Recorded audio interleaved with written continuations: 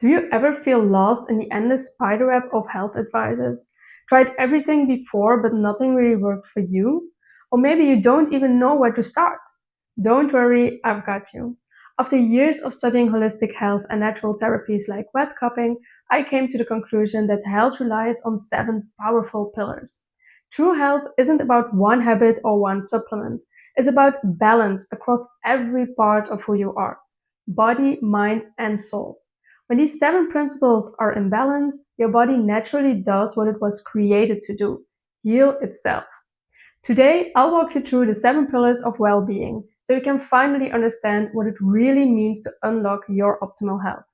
This overview is essential to our future journey together and to your understanding of what things might be stopping you from unlocking your optimal health. Along the way, I'll also give you some easy tips you can start today to improve each pillar in your life. Let's start with the first pillar: stress, mind, and nervous system health. I'm starting with this one because it's always the first step to healing. We've all heard the saying, body and mind are connected. But have you ever really thought about how? Let's get a bit technical here, but stay with me, it's important to understand this. Our body is controlled by the autonomic nervous system, which has 2 main branches: the sympathetic and the parasympathetic nervous system. The parasympathetic nervous system is our rest and digest mode. This is when we feel calm and our body focuses on digestion, renewal, and healing. The sympathetic nervous system, on the other hand, is our fight or flight mode. Imagine standing face to face with a lion. Your heart rate spikes, your pupils widen, adrenaline and cortisol flood your body. All of your energy goes towards survival. You can see why both systems are essential. The problem is many people nowadays are stuck in that fight or flight state. We maybe don't have a lion standing in front of us, but we are continuously living on high alert. And maybe you recognize yourself in this, because chronic stress, overthinking, shallow breathing, digital overstimulation, lack of sleep, and caffeine are just a few examples that keep your body in survival mode. When this happens, your body slows down everything it doesn't need right now: digestion, healing, and detoxification. That's why even when you eat healthy or take the right supplements, you're not feeling any difference. Calming your nervous system is always the first step in becoming or staying healthy.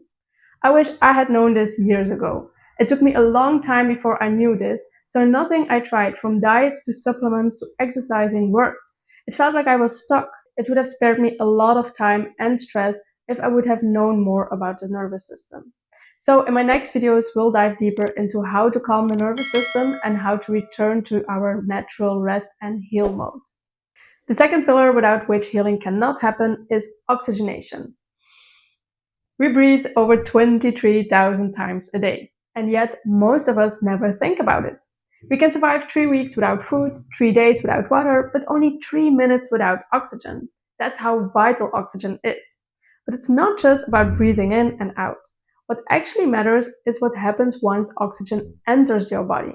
To explain it very simply, when we breathe in, oxygen enters into our lungs, where it's absorbed by the blood and carried by red blood cells to our mitochondria, the powerhouses of the cells. And this is where the real magic happens.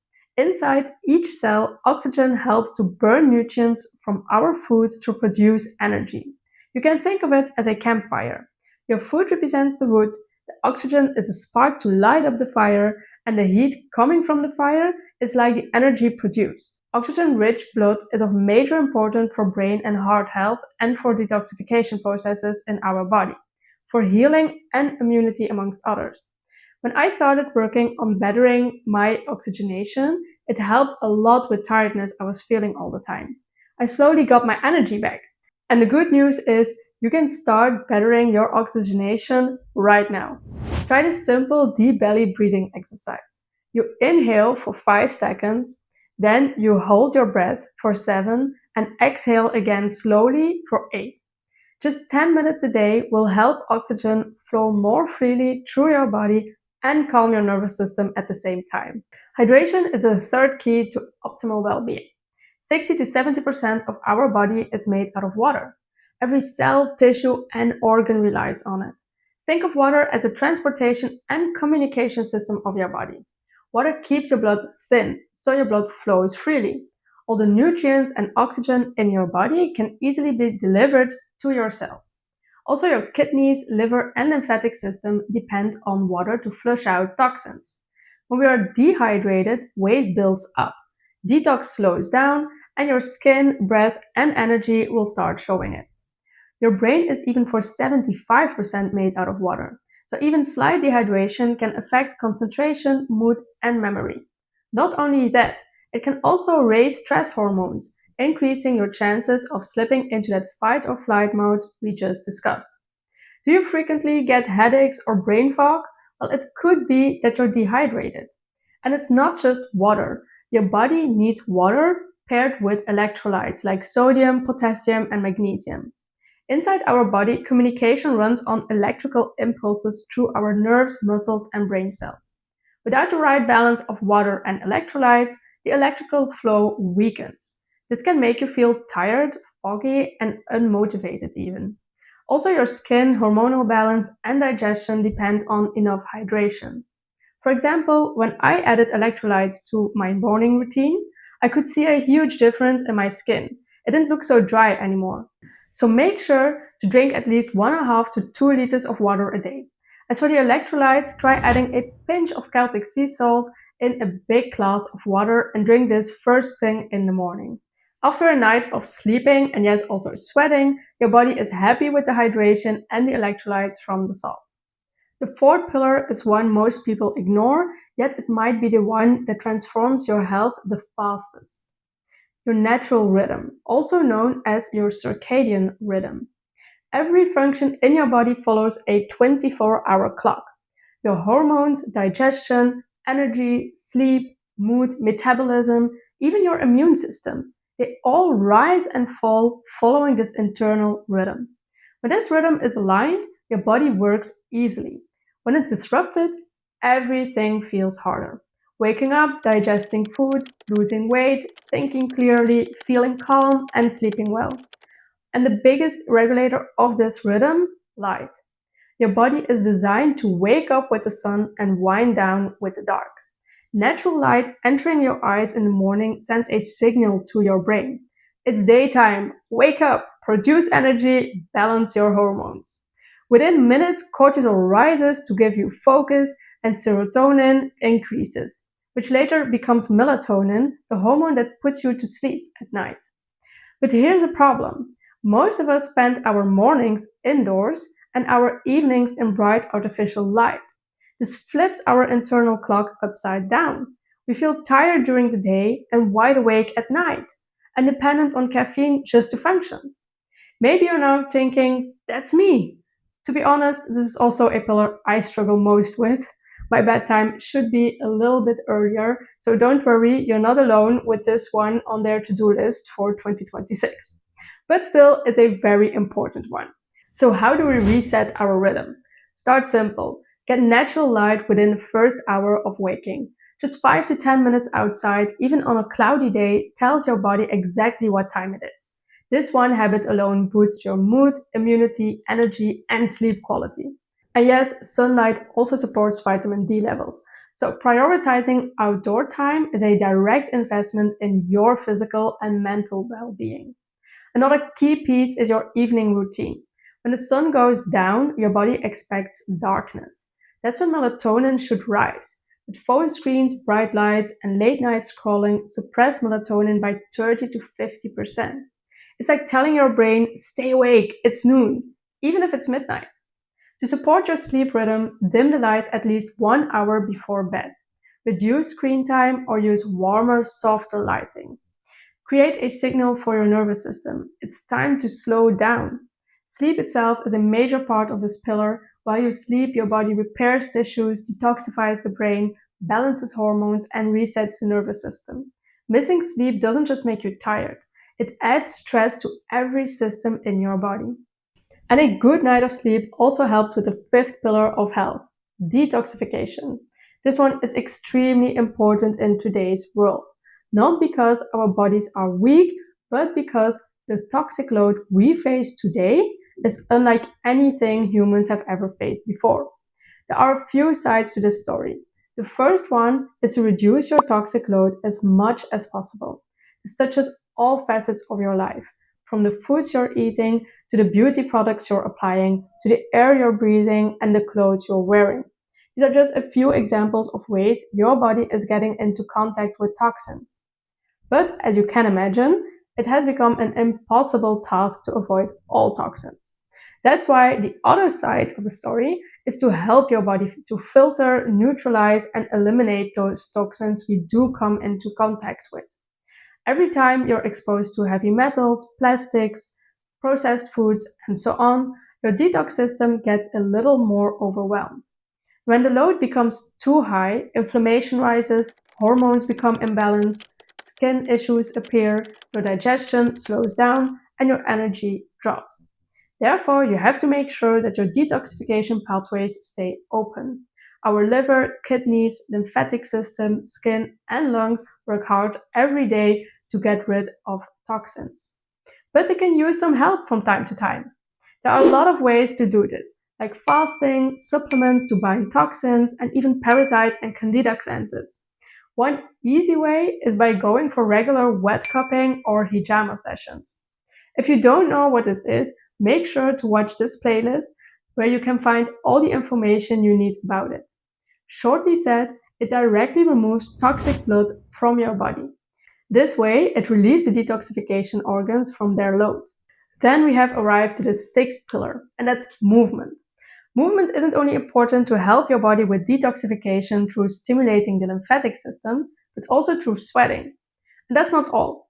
It keeps your insulin balanced, strengthens bones, reduces anxiety, boosts oxygen flow, improves digestion, and it literally makes your brain grow new healthy connections. So let me see. This one pillar, movement, actually helps you improve three other pillars: detoxification, stress, and oxygenation. Do you see how these pillars work together? So don't worry, you don't need perfection, because this will give you stress, and your first step to healing would already be lost. No, you just need progress, and step by step, you will become healthier.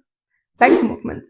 Even if you're not into exercising, also small movements as walking, stretching, bending, and carrying throughout the day have huge benefits for your health. We were never meant to sit as much as we do right now. So try to keep active and use your body for what it has been designed to do: move. A very simple first step: walk for 10 minutes after your biggest meal. This one habit alone improves your blood sugar, digestion, bloating, sleep, and metabolism. And now the final pillar, nutrition. But no, this isn't about strict diets, counting calories, or eating perfectly every day. Nutrition is simply the relationship between your body and the food that becomes your cells. Every bite you take sends a message to your body. It can either support healing or create inflammation. It can energize you or drain you. It can balance your hormones or confuse them. Your body is constantly rebuilding itself. Your skin, your gut lining, your hormones, your neurotransmitters, they're all made from the nutrients you give it. What you eat literally becomes the cells you're made of. Nutrition is probably the most spoken about on the internet. You can find all kinds of diets like the Mediterranean diet, the keto diet, alkaline diet. Have you ever felt Huh? confused about all these diets? Personally, I have tried a lot of them, and I think they all have some wisdom inside of them. One core principle they all share, and which makes a huge difference when applied, is eat real, natural, unprocessed foods. This means fresh vegetables, fruits, healthy fats, clean proteins, nuts, seeds, and herbs. Food that still look like they came from nature, not a factory. The kind of food that's good for you is something very personal. It depends what your body needs at that moment. For example, what your body needs in a winter season isn't the same as what it needs during summer. When it's cold, you'll benefit from eating warm soups and stews, for example, while salads are beneficial to our body when the weather is hot. But not only what we eat is important for our health, also when we eat, how much we eat, and how we eat our foods is important. Our digestion slows down at night. If we are then still stuffing ourselves full with food, our digestive system will be in distress. Not only that, our nightly healing and cleaning mode will be disrupted because our body needs to put all its energy into digesting that late night snack instead. But we'll dive deeper into this in the future. One simple step you can take right now: add before you remove. Instead of focusing on what you shouldn't eat, start adding one extra whole food side dish to every meal. For example, add some fruit to your normal breakfast, add a salad to your lunch, and some sauteed vegetables to your dinner. Your cravings will change naturally, your energy will rise, and your body will slowly shift into a state where healing becomes easier. We went through all 7 pillars today. Wow, that was quite a lot, but this is the foundation for our journey together. Because in the next months, we'll dive deeper into each pillar. I would love to hear from you if you learned something of value today and if you're planning on implementing some of the tips we've covered. Today's goal was to give you a tool which you can use yourself to give you an overview where things could be going wrong with your health. I know I could have definitely used this during my healing journey. See you next time on the Holistic Cup, where we'll dive deeper into the first pillar.